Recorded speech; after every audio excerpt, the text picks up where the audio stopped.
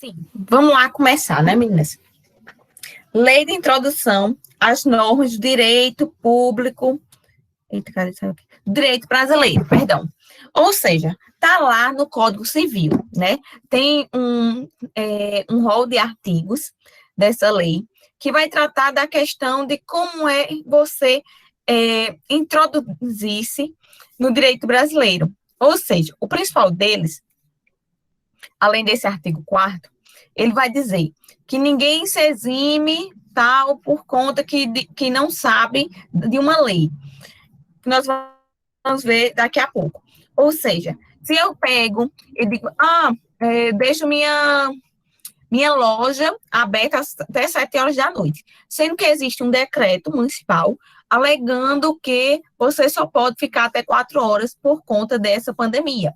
Aí você diz, mas não sabia, eu não fui comunicada. Não, isso aí, olha, não exime você, não. Você vai ter que ser responsabilizada, porque é dever seu procurar saber das atualizações, procurar do que ocorre no seu município, tá entendendo? Eles publicam e cabe a você ir atrás do que está sendo publicado, do que foi decretado, do que foi extinto, do que foi criado, tudo mais. Então, assim, o primeiro que nós temos que ter em mente é lá do artigo 4º, que vai dizer, quando a lei for omissa, ou seja, não deixar claro o que ela quer, for uma lei em branco, ou seja, faltar significado nela, faltar, como eu posso dizer assim, algo concreto, ou quando não existir uma lei, aí o juiz decidirá o caso de acordo com a analogia, os costumes e os princípios gerais de direito. Por exemplo, a prefeitura não tem tal remédio. Não existe uma lei que a prefeitura deva fornecer. Mas a lei diz, né, que o município sempre tem que ajudar as pessoas carentes, por exemplo, na questão de saúde, de alimentação, moradia, entre outros, né, nesses direitos indisponíveis. Aí o que é que o juiz faz? Não tem essa lei, mas tem essa brecha aqui.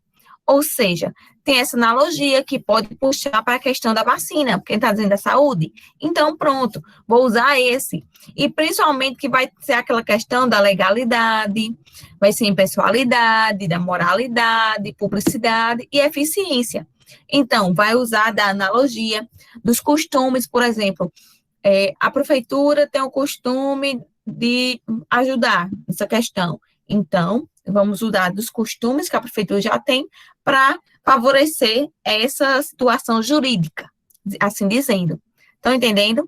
Então, assim, quando a lei for omissa, o juiz vai decidir de acordo com a analogia, com algo semelhante, que já foi julgado, com os costumes daquela sociedade e com os princípios gerais do direito, certo? Aqueles que nós conhecemos, principalmente na base da lei. Então, ainda no artigo 5º, diz, ninguém será obrigado a fazer ou deixar de fazer alguma coisa, senão em virtude de lei. Ou seja, isso está lá, né, no artigo 5º, mas também vem lá na lei de introdução às normas de direito brasileiro, tá certo? Que diz que elas têm que as leis podem ser escritas, têm que ser investidas por autoridades competentes, os procedimentos têm que ser definidos legalmente, ou seja, por meio da lei, e pode ser aquelas leis gerais, que vão abranger muitas questões, ou abstratas, algo que já previna uma situação. Estão entendendo? Então, isso aí, a lei, ela tem que estar presente nessa circunstância, né? Tem que ser feita, você não pode se eximir, tá certo? Dessa situação, porque diz, mas não sabia. Não, você tem que saber de todo jeito. Todo procedimento legal, ou seja, procedimento lícito, que foi conforme a lei, capaz de criar classes de direitos e obrigações exigíveis pelas instituições oficiais. Ou seja, se o procedimento está precisando ser criado um decreto, uma lei, uma portaria, um MP, primeiro tem que ser o quê? feito um procedimento conforme já existe na Constituição de como tem que ser feita aquela lei. A nossa Constituição, o nosso ordenamento maior, ele deixa bem claro quais assuntos tem que ser por lei complementar, quais assuntos pode ser por lei ordinária, quais assuntos vão ser de decreto, né? O que é que um representante do executivo pode fazer, tá? Então, isso aí é todo por meio de um procedimento legal, que através desse procedimento vão ser possíveis criar classes de direitos e obrigações exigidos pelas instituições oficiais, tá certo? Por exemplo, aqui tem umas fotos. Proibido colar cartazes. Isso aqui, por exemplo, tem uma lei municipal que diz que não pode colar cartazes nos muros da cidade. Não pode. Nesses muros e tal. Por quê? Porque vai ficar como se fosse uma poluição ambiental, uma poluição visual. Então, o que é que tem que ser feito? As pessoas têm que seguir aquela lei orgânica, aquela lei municipal, tá certo? Porque aqui tem proibido colar cartazes, conforme lei número 1807, que institui o Código de Postura do município de Pelotas. Ou seja, nesse Código de Posturas, que foi feito pela lei 1807, tem dizendo que é proibido colar cartazes e o porquê, tá certo? Então, tudo vem de acordo com a lei. Tudo tem que ser feito primeiro uma lei. E se não houver, aí vai para a questão de analogia, questão de costumes e princípios gerais de direito. Vamos lá, ver a questão de produtos, né? Produtos conjuntos do Poder Legislativo e Executivo, por decisão majoritária. Ou seja, primeiro, quem é o Poder Legislativo? Né? Nós temos Poder Legislativo na União, ou no Estado Federal, Estados, quer dizer, perdão, mais Distrito Federal, ou municípios, né? Nós temos representantes do Poder Legislativo nessas circunstâncias. Na União, vai ser o Congresso Nacional, né, que vão legislar acerca de situações do país. Na questão do Estado, né, aí entra o Distrito Federal, porque se engloba também como Estado nessa circunstância. Nos estados nós temos deputados, né, estaduais, e municipais nós temos os vereadores. E a questão do Executivo, ele também vem para sancionar, tá? É uma sanção por decisão majoritária, ou seja, tem aquela decisão e ele vai aplicar a sanção, né? Então, assim, eles trabalham em conjunto. Mesmo que eu diga o legislativo vai legislar, nós aprendemos isso desde o ensino fundamental, né? Mas não é só legislar. Nós temos legislar, temos administrar e temos julgar. Só que, se a função típica, a função recorrente do Poder Legislativo é legislar, então aquela função atípica, ou seja, que não é previsto para ela, mas que ao mesmo tempo ela pode cometer, é a questão da função administrativa e função julgadora. Então, todos os três poderes do nosso ordenamento jurídico, eles vão ter uma função típica e duas funções atípicas, tá certo? Então, vamos falar em caráter geral e abstrato. Ou seja, classes, né? Vamos falar que tem classe de idosos, classe de gestantes, classe de trabalhadores, entre outros. Então, ver se aquela situação para aplicar nessa classe de idosos, por exemplo, é de situação nacional, é de situação regional ou só do município. A partir daí, se não houver uma lei e se aquela situação se englobe na questão de uma lei orgânica, então quem vai fazer uma lei para isso são os vereadores. Se for na questão de regional, por exemplo, aí vai a questão do Estado, né? Os deputados estaduais. E se for a nível nacional, aí sim, o Congresso Nacional, ou seja, os deputados federais e os senadores que vão legislar. Essa questão leis particulares, né, é aquela questão que lei restrita a um grupo de pessoas, por exemplo, né? Aí elas devem ser justificadas. Se não forem justificadas, serão inconstitucionais, tá certo? Então, assim, fazer uma lei para beneficiar só um grupo de comerciantes. Isso não existe, né?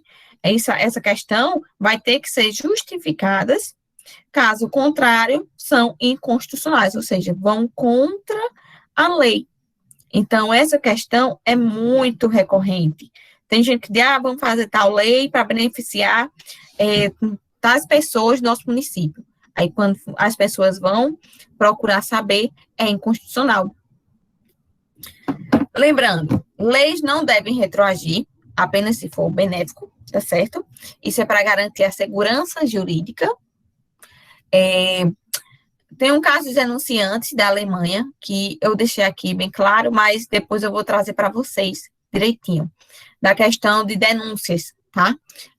Que no Brasil nós temos a questão que está favorecendo muito, é a questão da delação premiada, no qual uma pessoa colabora com as investigações, uma pessoa que também é investigada.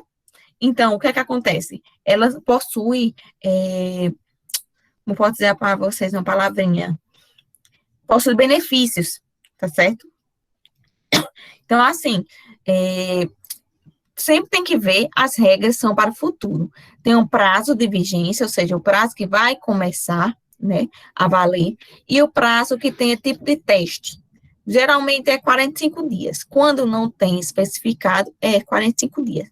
Quando tem especificado, aí tem que seguir a lei ao pé da letra. Ou seja, se diz que a vigência é em 5 dias. Aí tem que esperar 5 dias. Se for a vigência amanhã, é amanhã, tá certo? Processo de elaboração tem que ser conforme a Constituição, como eu já falei. Na Constituição Federal tem tudo explicando como é que deve ser feito lei complementar, como é que tem que ser feita a lei ordinária, e tudo isso vem especificado. Por exemplo, na Constituição diz, né, o que é que vai ser aplicado por lei complementar. Por exemplo, questão de direito dos trabalhadores. Diz lá que tem que ser feito por a lei, algo, mas por lei complementar. Então, se lá na Constituição diz por lei complementar, e na outra diz por lei, então aqui tem dizendo só por lei, vai ser por lei ordinária. Agora, quando vier o nome lei complementar, aí sim tem que ser feita por lei complementar. Para fazer uma lei complementar, tem que passar por turnos, tá certo? Turnos na Câmara dos Deputados e turnos no Senado Federal. Como assim? Nós temos 513 deputados federais. E temos que passar, né? Tem que ter mais da metade dos membros. O que é que acontece? Tem que ter mais que 256,5, ou seja, tem que ter 257 para cima para poder ser votado. Quando tem na questão de senadores, se nós temos 81 senadores, então nós temos que ter a partir de 41 senadores aprovando essa lei, certo? As matérias designadas estão na Constituição, a maioria são aquelas que não foram resolvidas em 1988, ou seja, que não está lá especificando, mas que deixa aberto para ser feita uma lei. Se não houver lá, né, vai faltar eficácia técnica ao dispositivo constitucional, ou seja, tem que ser tudo conforme a lei, certo? Se tiver lá que está feito, que é uma norma em branco, mas que tem lacunas, né, nessa norma, nessa lei, então vai ferir a Constituição Federal. Em questão de lei ordinária, pessoal, é maioria simples. Mais da metade dos presentes, estando presente mais da metade dos membros.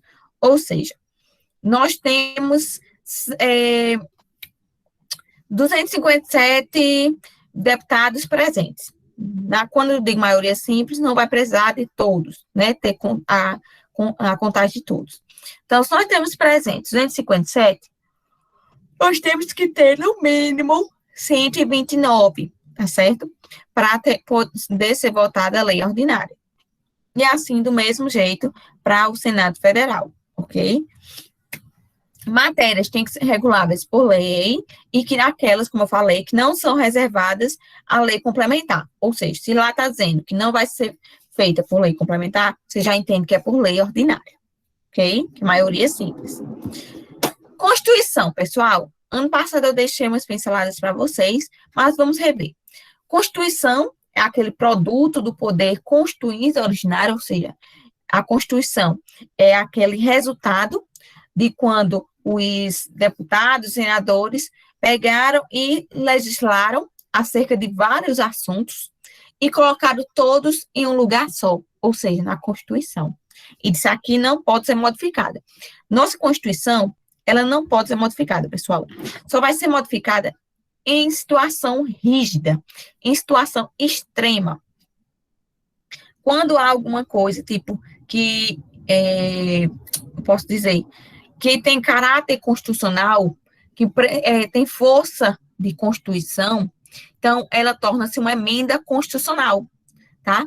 É aquela questão da maioria qualificada, 3/5 do Congresso Nacional, ser votada 2 vezes, tá? Em cada casa, mas exceto para cláusulas pétreas, né? Não vai ter emenda constitucional para fazer uma cláusula pétrea. Por exemplo, a cláusula pétrea, ela diz que o voto tem que ser secreto, tá certo?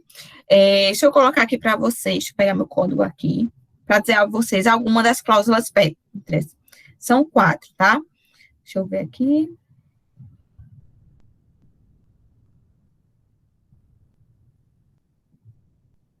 Vamos lá.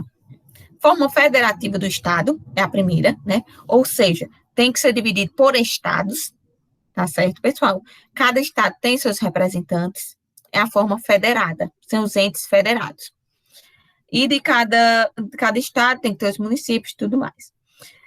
Voto direto, secreto, universal e periódico, ou seja, o voto é direto, não tem aquela questão de voto indireto, votar, eu torço para fulano, então eu vou ter representantes dele, que eles que vão escolher quem é que vai ser o presidente.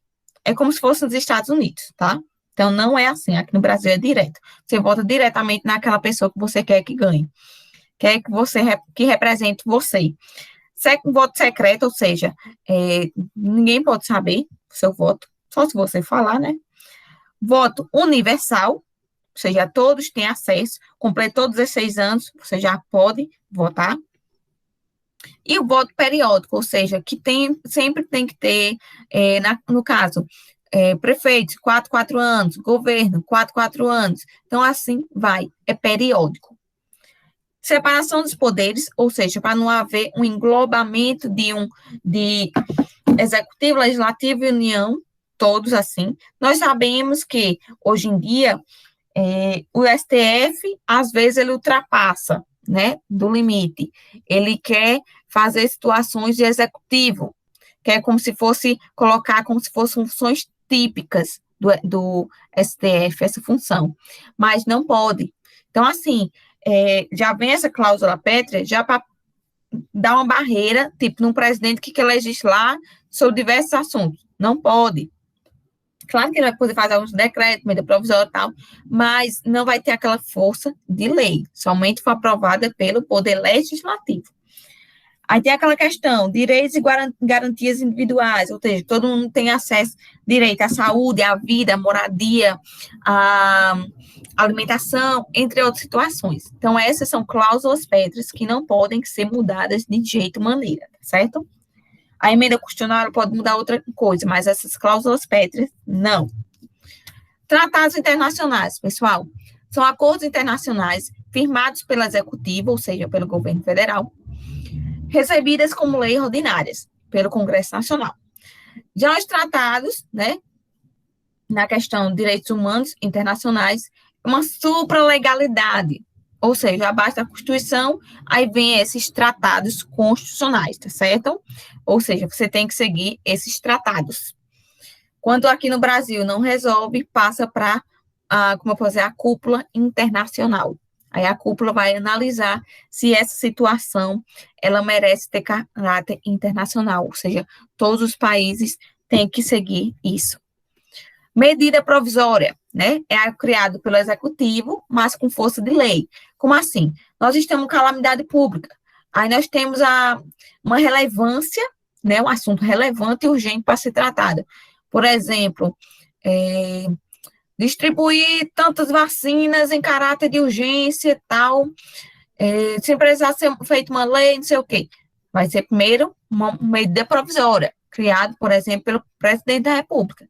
Tem que ser aprovada pelo Congresso Nacional em 120 dias. Se for aprovada, vira lei. Se não, encerra ali e é extinta a medida provisória. Decretos, resoluções, instruções e portarias. Esses são atos regulamentares que dispensam aquele processo de elaboração de normas. Mas vamos ver rapidinho o que é decreto, pessoal. O decreto é aquela ordem, né, que vem de uma autoridade superior ou de um órgão superior, por exemplo, do órgão civil, do órgão militar, de um leigo, de um eclesiástico. Por exemplo, o bispo, ele decretou que fechasse as igrejas, por exemplo. Então, ele veio uma ordem, né, para que determine o cumprimento de uma resolução, que nós estamos vendo aqui, que eles andam juntos praticamente, tá certo? Então, assim, os decretos aqui no nosso Brasil são aqueles atos administrativos de competência dos poderes executivos, tá certo? Em questão de norma jurídica, assim, de presidentes, governadores e prefeitos. Lembrando, como eu disse, cada órgão pode ter elaborar seus decretos, né? Por exemplo, tem aquela situação de um eclesiástico, questão de uma diocese. Então, o bispo pode elaborar ali um decreto para aqueles diocesanos. O decreto-lei, pessoal, é aquele decreto que vem do Poder Executivo e não pelo Poder Legislativo, mas que tem a força de lei. É uma ferramenta, posso dizer a vocês, uma ferramenta do presidente ou do prefeito ou do governador para dar imediata efetividade para um desejo político daquela administração. Já a resolução vai ser um ato legislativo, ou seja, um ato de lei, de conteúdo concreto, mas de efeito interno, tá? Não é para toda a coletividade, não, é para aquela situação interna. Portarias é normalmente um documento de ato administrativo de qualquer autoridade pública que vai conter informações, como posso dizer, instruções, acerca da aplicação de leis ou dos regulamentos, né? Recomendar normas, recomendar nomeações, vai nomear, demitir, punir, ou qualquer outra determinação de sua competência. Na questão da hierarquia, pessoal, quando eu falei de decretos e decreto-lei, né? As leis e os decretos-leis têm o mesmo valor aqui no nosso Brasil. Mas em caso de conflito, vai se aplicar o mais recente, tá? Ou vai aplicar a primeira lei, ou aplicar o decreto-lei, vai depender de qual for mais recente, ou o que for mais específico, né? Se adequar melhor ao caso concreto. Ah, não, essa situação aqui é mais antiga, mas é mais adequada, então vai ser aplicada ela. Só que, já na portaria, ela tem um valor inferior, pessoal. E assim, eles não podem nem. Como posso dizer, é como se fosse um tapetinho, tá certo? Então, por isso, é a questão de portarias, que é a questão da hierarquia baixa, né? Não tem, como posso dizer assim, tem um valor inferior às leis. Mesmo que seja um documento de um ato administrativo, que vai elaborar instruções, que vai executar caráter geral de coletividade, ok? Então, isso são alguns exemplos. Entendimento judicial sobre matéria. Vamos lá. Nós temos, como advogado, nós temos que passar para vocês, cidadãos, entendimentos, né? Vem lá, vocês dão com problema para a pessoa e nós temos que aplicar o caso concreto. O que é feito? Você chega uma situação, para mim, eu digo, eita, essa decisão, ela é isolada, né? A situação aqui é para tal urgência, essa situação aqui vai caber em tal artigo, essa situação aqui, ela é uso argumentativo, ou seja, você tem argumentos para tratar ela, tá? Mas que só vai ficar entre nós, não vai servir para outras pessoas. Mas essa decisão é só para nós, essa situação. Não vai servir para seu amigo que você acha que tem a história igualzinha. Mas não, isso aqui vai ser decisão isolada. Já quando nós temos a jurisprudência, é um entendimento reiterado, ou seja, é um uso argumentativo, mas que não vincula, ou seja, não obriga você a seguir a jurisprudência. Mas como tem um entendimento reiterado, tem um alto grau de persuasão, ou seja, de argumentação. Então, o que é que acontece? Temos lá decisões e temos os tribunais de justiça. Então, eles sempre ficam com aquele mesmo entendimento. Já que eles ficam com aquele mesmo entendimento, o que é que a pessoa pode? A pessoa vai, procura o Tribunal de Justiça daquela ação e vê qual é esse entendimento. Então vou pegar e usar como exemplo. Mas aqui, lá em São Paulo aconteceu isso, eu estou na Paraíba. Mas eu posso pegar, não é vinculante, ou seja, não é obrigado o juiz fazer da mesma forma, mas eu vou trazer a ele fatos, né, argumentos que vai comprovar a força dessa situação. Ou seja, a força que eu tenho para ganhar essa situação, essa causa. A súmula, pessoal, é formalização de teses, né, como fosse assim, de opiniões, de conceitos, aceitos por um tribunal. Por exemplo, pelo STF, STJ, perdão, o STJ. Então, eles vão formalizar e você vai ver. Não são vinculantes, não obriga, mas é um ponto de referência, porque o Supremo Tribunal da Justiça, ele viu que aquilo ali é excelente, ou seja, adequa-se ao meu caso. O Supremo Tribunal Militar também, né? Então, isso aí, o Tribunal Superior do Trabalho, ele acredita que o trabalhador tem que receber tanto. Então, é bom a pessoa seguir isso. Então, isso tudo são formalizações de teses, tá? Não são vinculantes, mas vão servir como um ponto de referência. Já na súmula vinculante, que é aquelas pelo STF, né, pelo pleno do STF, ou seja, por aqueles julgadores, então, são questões de matéria constitucionais, estão vinculando juízes de instâncias inferiores, ou seja, eles vão ver cada matéria, a circunstância daquela situação e tal. E eles vão decidir. Aí eles decidem. Foi decidido que a empregada doméstica vai ter direito a tal situação de assédio moral nessa circunstância. Então, isso aqui vai ser súmula vinculante, ou seja, vai servir para que, em caso semelhante, aplique-se a mesma situação, aplique-se a mesma norma, certo? Então, é a questão de súmula vinculante, aquela que vem do STF. Aqui que eu coloquei, considera-se a súmula vinculante como fonte formal.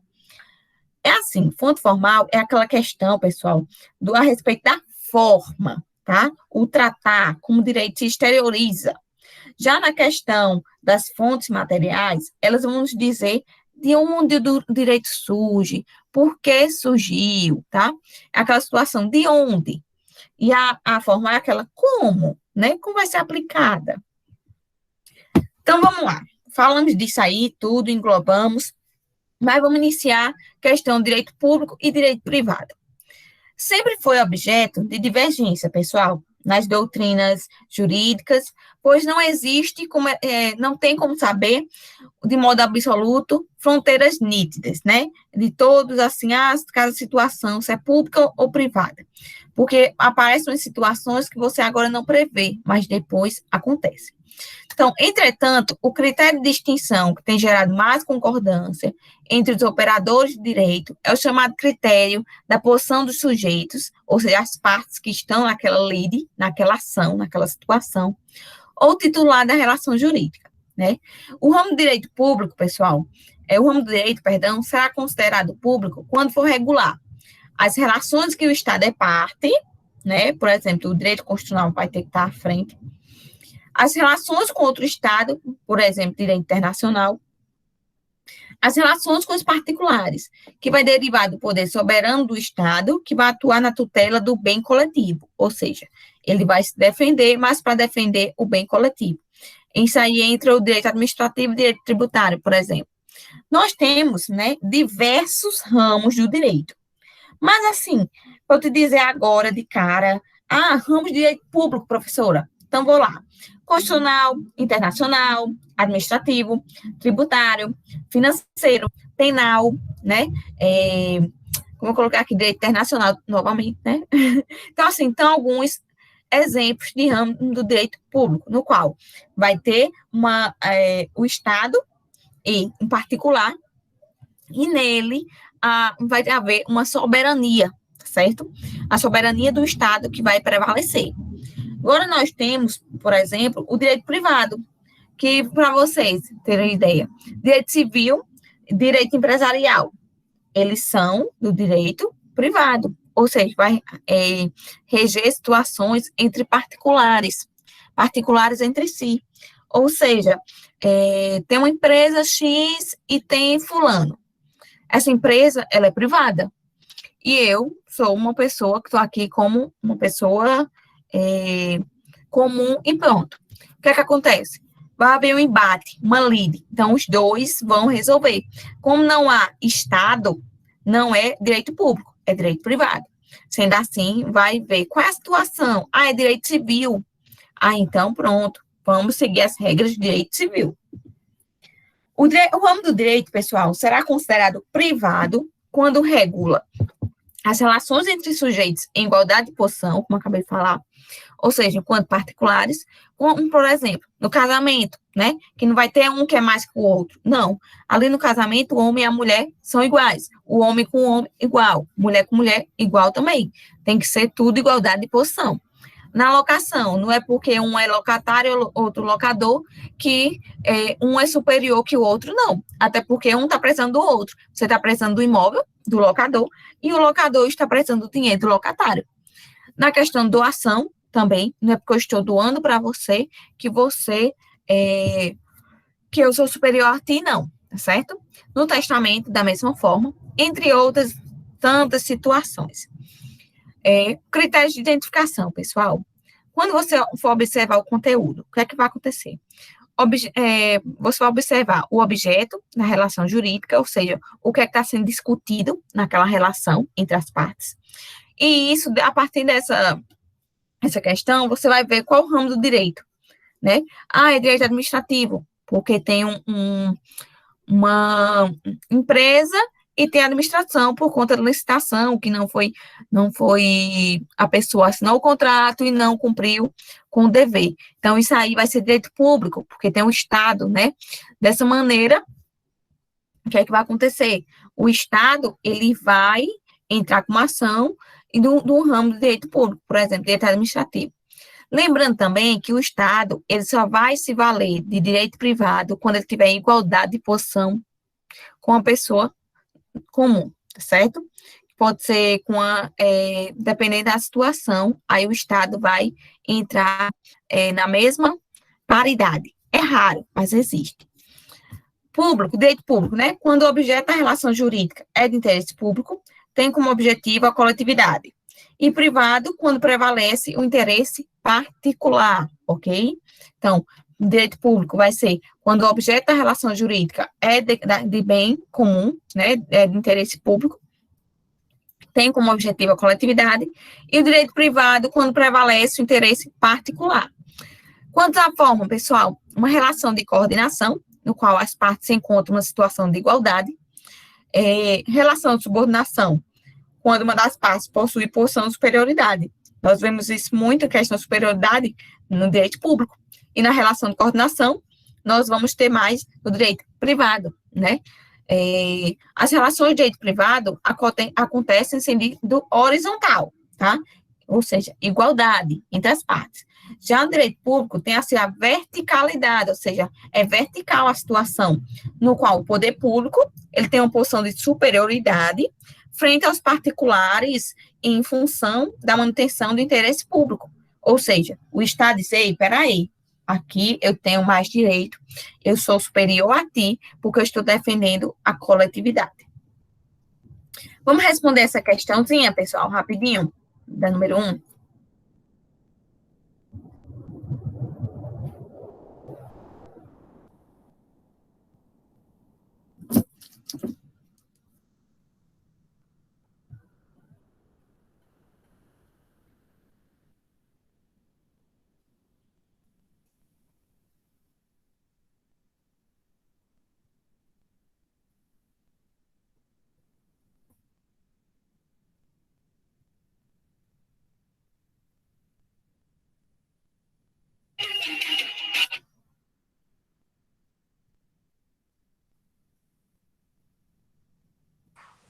Eu acho que a alternativa correta é a letra D.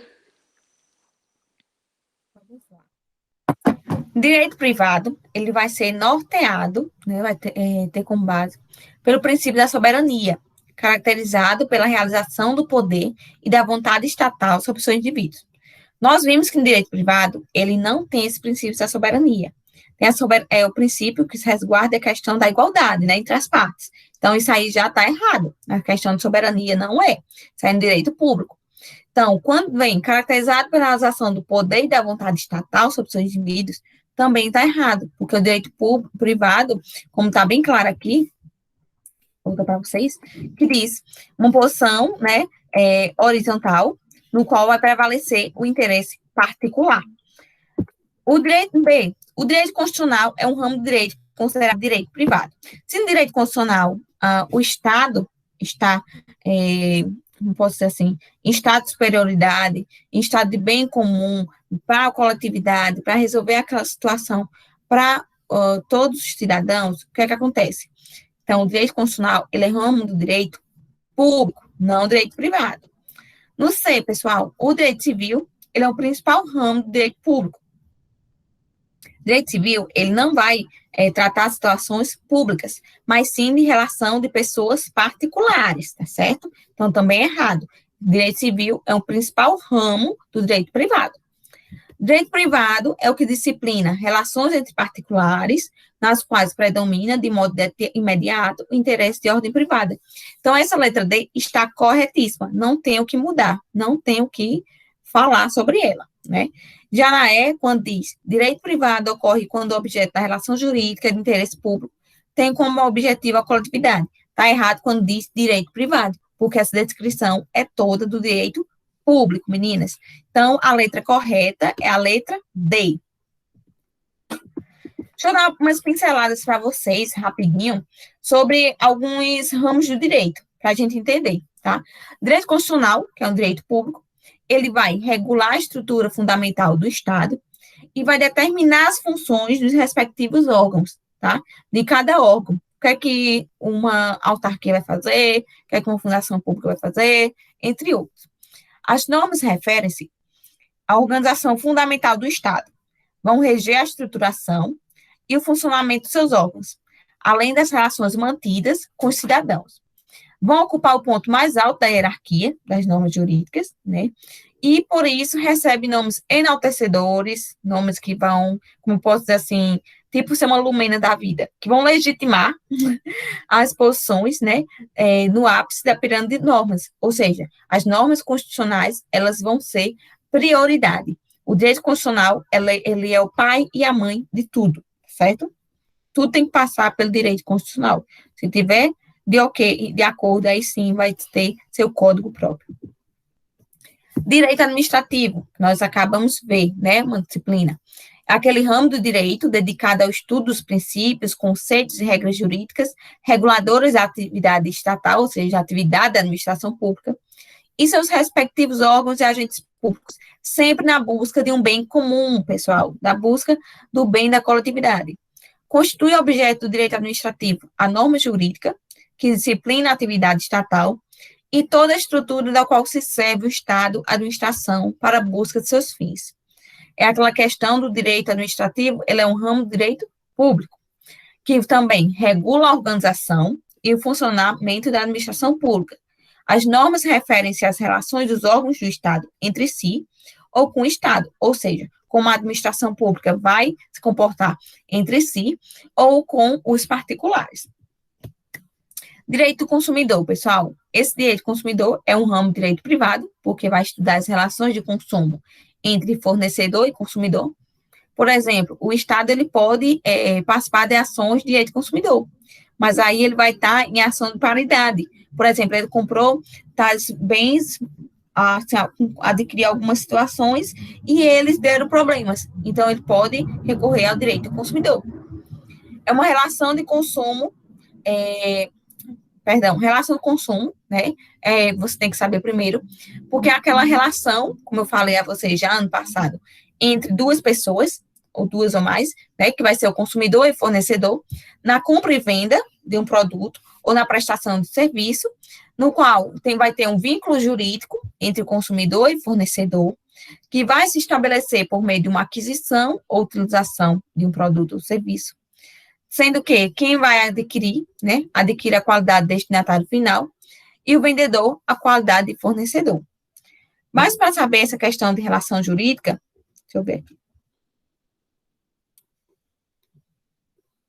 Para saber essa questão de relação de consumo, nós temos que saber as partes. E como eu falei, vão ser duas ou mais, mas vão se enquadrar em duas situações, na questão do consumidor e na questão do fornecedor. Consumidor é toda pessoa física ou jurídica que adquire, né, obter, por exemplo, por compra, ou utiliza aquela questão de faz uso, vale-se disso, de um produto, né, que é aquilo que resulta de qualquer processo ou de uma atividade, e o serviço como destinatário final, ou seja, você é aquele destinatário final, você é aquele que, tipo, a situação chega e acaba ali em você, certo? Ou seja, o produto ou serviço destina-se à satisfação de uma necessidade do consumidor. Por exemplo, quando a gente vai no mercado, a gente não vai procurar saber quais foram as situações que aconteceram até chegar o leite na prateleira. Nós sabemos que nós queremos ser consumidor de leite, quer que acabe ali aquela situação, né? Então, você é o consumidor. Já na questão do fornecedor, é ao contrário. É toda pessoa física ou jurídica, pública ou privada, nacional ou estrangeira, bem como os entes despersonalizados, aquele comércio informal, que desenvolvem atividade de produção, montagem, criação, construção, transformação, importação, exportação, distribuição ou comercialização de produtos, ou prestação de serviços, né? Então, por exemplo, você vai atrás do leite, então você vai por meio do fornecedor. Direito penal. O direito penal, pessoal, é aquela que só vai ser usada, aquele ramo que só deve ser usado em última circunstância, tá? Em última situação.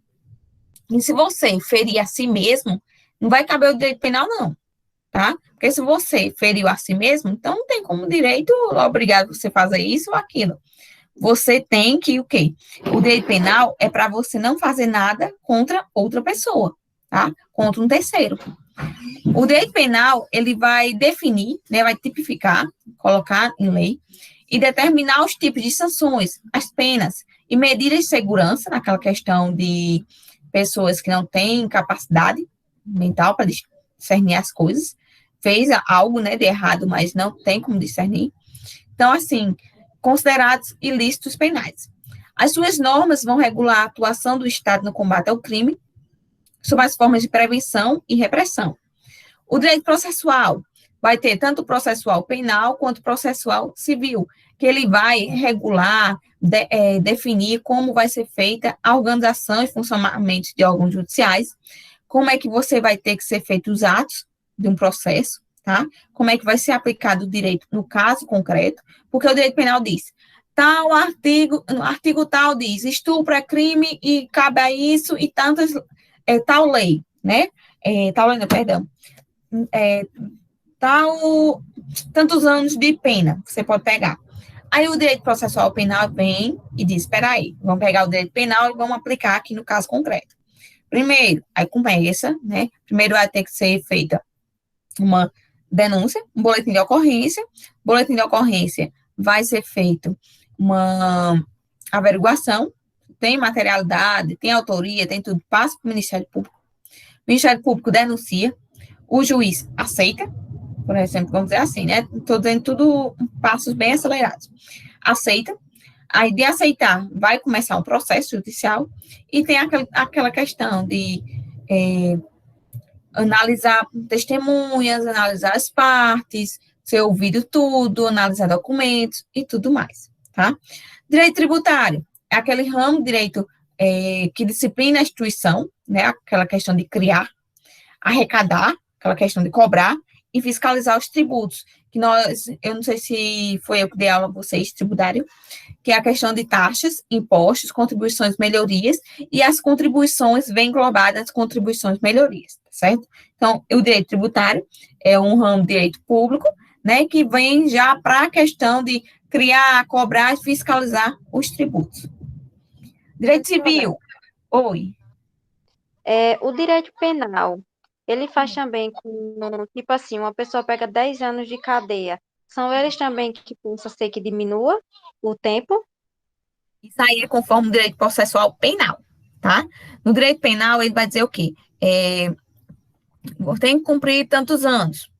Aí vem uma lei, né, que diz o quê? Se você tiver uma lei penal, tá? Mas não faz parte do Código Penal, que diz se você tiver você tiver bom comportamento, se você ler tantos livros, se você trabalhar, se você estudar, aí você tem sua pena diminuída, tá? Então, isso aí é a lei, uma lei penal, junto com o direito processual penal, ou seja, que vai ser aplicado na questão já de execução penal. Quando tem uma sentença, foi transitado julgado, o que é que acontece? Uma execução penal, vai ser executada aquela pena. Então, se passou tantos anos preso, o que é que acontece? E saiu sua pena. Passou 2 anos preso, aí você foi condenado a 6 anos de cadeia. O que é que acontece? Vamos dizer que você está em sistema regime semiaberto. Só que você já cumpriu 2 anos.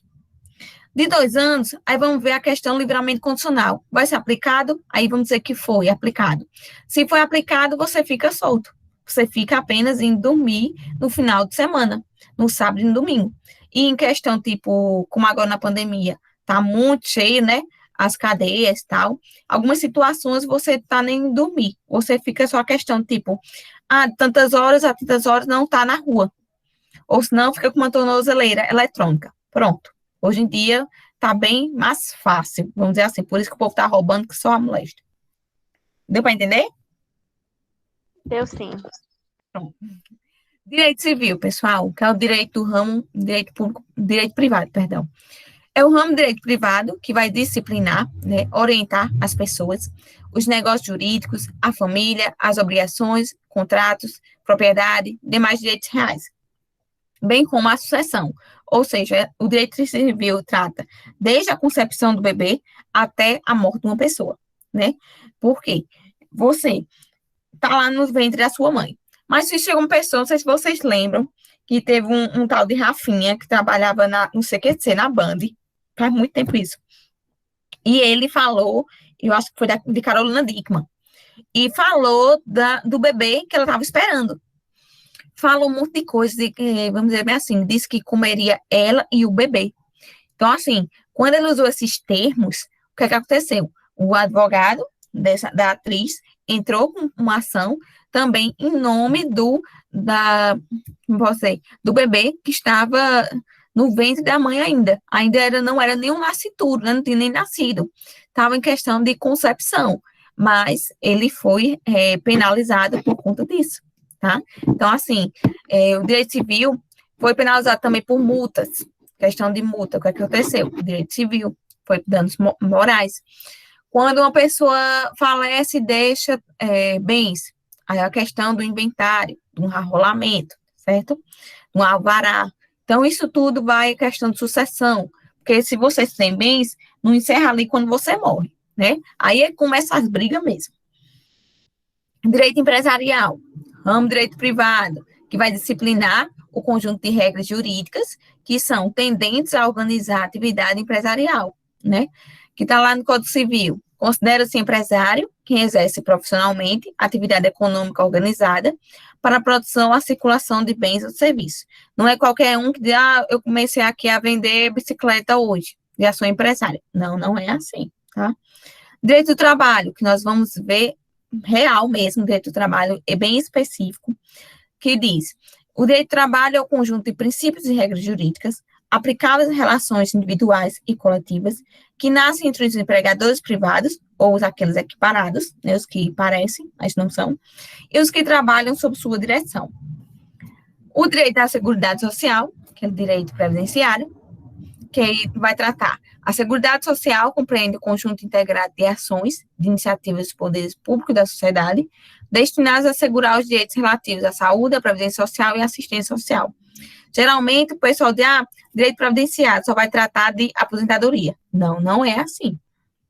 Vai tratar também de saúde, por exemplo, Sistema Único de Saúde, vai tratar da previdência social e da assistência social. Por exemplo, o BPC, um benefício assistencial, para quem não tem como se aposentar. Então, o que é que acontece? Você é uma pessoa carente, você se enquadra lá no BPC, então isso aí está sendo amparado pela assistência social. Questão também, Bolsa Família, é assegurado pela assistência social.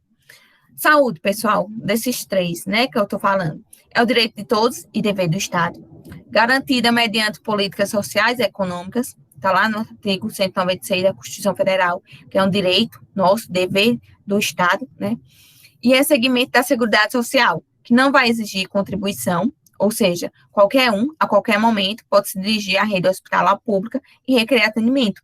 A saúde é direito de todos e dever do Estado. Por exemplo, porque nós podemos chegar ali no PSF e não pagar nada, porque nós já pagamos nossos impostos, né? E nós temos, querendo ou não, outros governantes deixou isso já bem claro, isso bem prontinho para a gente.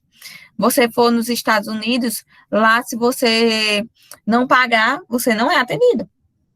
Tem a questão previdência social, que é uma espécie de seguro social, que tem por objetivo atender a sociedade nos momentos em que o indivíduo está frágil, como nas doenças, nos acidentes, na invalidez, na velhice, entre outros. O indivíduo contribui para a previdência social e passa a ter proteção contra tais riscos. Ou seja, a previdência social, ela vai proteger, mas desde que o indivíduo contribua. E na assistência social, que é o contrário da previdência social, ela protege, mas não precisa ser contributiva, ou seja, você não precisa contribuir para você ter essa assistência, tá? Basta apenas comprovar a condição de necessitado. Vamos responder essas questões, sim, pessoal? Rapidinho. A 2 e a 3.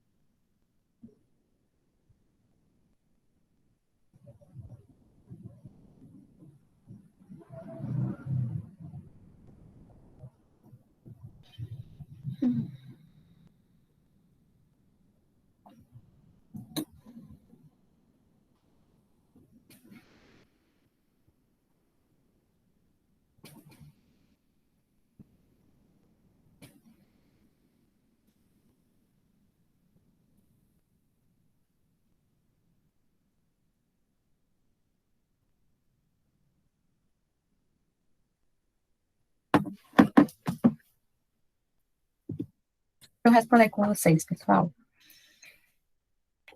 Em relação aos ramos de direito, assinala a resposta incorreta, ou seja, tem uma dessas aí que está errada. Vamos lá. Na letra A diz, direito civil é um ramo de direito privado e por tratar dos mais variados assuntos, foi dividido, perdão, pessoal, em duas grandes partes e, por sua vez, tiveram subdivisões em livros específicos, de modo a facilitar o entendimento e o estudo das matérias afins. Sua divisão foi efetivada da seguinte maneira. Parte geral, que vai tratar de questão de pessoas, bens, fatos jurídicos, e a parte especial, que vai tratar dos direitos e obrigações, direito de empresa, direito das coisas, direito de família e direito às sucessões. Ou seja, pessoal, o primeiro vai abranger toda a parte geral, né, de pessoas, do que seja bens, fatos jurídicos. E a parte especial, ou seja, de como pegar essa parte geral e aplicar na parte especial. Então, essa questão está corretíssima. Direito civil é isso aí. Quando o ENAB diz direito do trabalho, é o ramo da ciência do direito que tem por objeto as normas, as instituições jurídicas e os princípios que disciplinam as relações de trabalho subordinado. Isso, como nós vamos ver em direito do trabalho, isso aí está corretíssimo também, meninas, não tem nem o que falar. Agora, quando eu digo na letra C, direito penal regula a organização e o funcionamento da administração pública. Direito penal, ele vai regular a organização e funcionamento de uma do governo, ou seja, de uma administração pública? Não. Não, né? Então, isso aí é a resposta incorreta, porque quem regula a organização e funcionamento da administração pública é o direito administrativo. O direito penal, ele só vai interferir na questão de tutelar o bem de uma pessoa, ou seja, quando a pessoa vem outra e danifica a sua casa, né? Foi a questão de dano. Isso não for resolvido civilmente, aí sim vai penal. Ou quando uma pessoa fere a outra, né? Tanto questões de palavras, que pode ser crimes contra a honra, questão de ameaça, né? Como também na questão de ferir, lesionar. Então, direito penal não é isso aí. Então, a letra incorreta é a letra C. E as demais estão corretas, né? Que fala direito processual, regula normas de direito adjetivo ou instrumental, contidas num código e que nos indicam como devemos proceder perante o tribunal, desde o início até o fim de uma ação, ou seja, um processo. E a E diz, a Seguridade Social compreende um conjunto integrado de ações, de iniciativas dos poderes públicos e da sociedade, destinadas a assegurar os direitos relativos à saúde, à previdência social e à assistência social. Então, a letra, como eu já falei que está incorreta, a letra C. Vamos lá na 3. O direito administrativo, por ser um dos ramos de direito público, disciplina não somente a atividade administrativa do Poder Executivo, mas também a do Poder Legislativo e do Poder Judiciário. Está correto. Também acho que está correto. Isso mesmo, pessoal. É a questão, né, que está certa, mas por quê? Os três poderes, eles vão exercer as três funções, como eu falei. Primeiro, a questão Poder Executivo vai administrar, que é a questão típica, né, o que sempre vai ficar administrando, mas também tem aquela questão atípica, que é legislar, quando faz um decreto, por exemplo, uma medida provisória, ou quando ele julga tal situação. Então, é aquela questão dos três poderes harmônicos entre si. Então, a resposta está correta. Meninas, tem aqui a 4. Deixa eu falar. Eu acho que eu vou pincelar para vocês, e vocês fazem respondem a 4, a 5, a 6, a 7 e a 8, ou vocês querem que eu continue amanhã? É melhor terminar agora, pode ser? Pode. Pode ser. Então, vamos lá. Direito constitucional. O direito constitucional, ele vai se dividir em duas partes, meninas. A parte geral, que é a teoria geral do Estado, e a parte especial, que é a Constituição.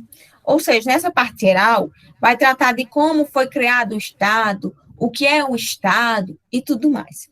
Mas para a gente, se vai interessar o que? A parte especial, que é a parte direto à Constituição, a parte pronta, né? Que temos que recorrer a ela.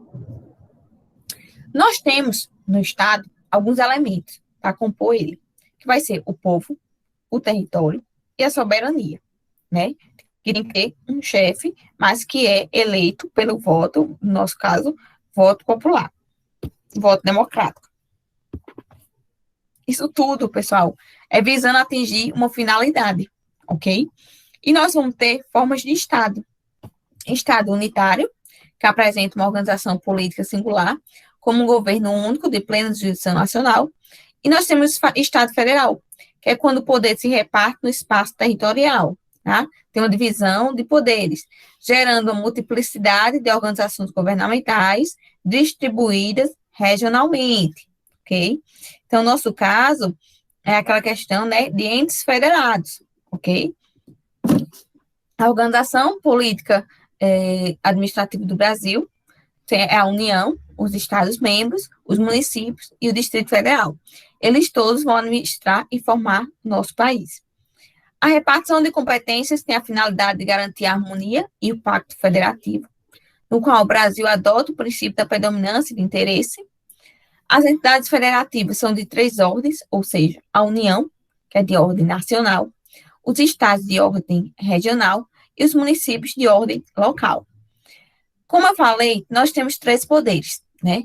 O poder executivo, legislativo e como posso dizer aqui? Perdão, gente. Legislativo, administrativo, né? E o... Ai, meu Deus, gente, eu tô assim hoje. Perdão, e o judiciário. Aí eu ia falar a palavra jurídico. Perdão mesmo. Então, judiciário. Judiciário, legislativo e executivo. São os três poderes do Estado. Que eles agem harmonicamente. Ou seja, mesmo que um seja situação típica administrar, mas ele também vai legislar e julgar, tá? Então, vamos lá. Poder executivo. Ele é exercido pelo presidente da República, auxiliado pelos ministros de Estado. No sistema federalista, o presidente é, ao mesmo tempo, o chefe do governo e o chefe do Estado. A função típica é administrar o Estado. Nas funções atípicas, nós temos natureza legislativa, que está lá na Constituição Federal, vocês podem ver lá no artigo 62 e 68. A função atípica também, natureza jurisdicional, é quando julga, aprecia uma defesa e recursos administrativos, ou seja, você faz um recurso para o prefeito, né? O prefeito julgou tal situação, aí você entra com recurso. Então, ele vai analisar, ele vai julgar se aquilo ali está correto ou não. Legislativo, função típica, atividade legislar, né? Legiferante.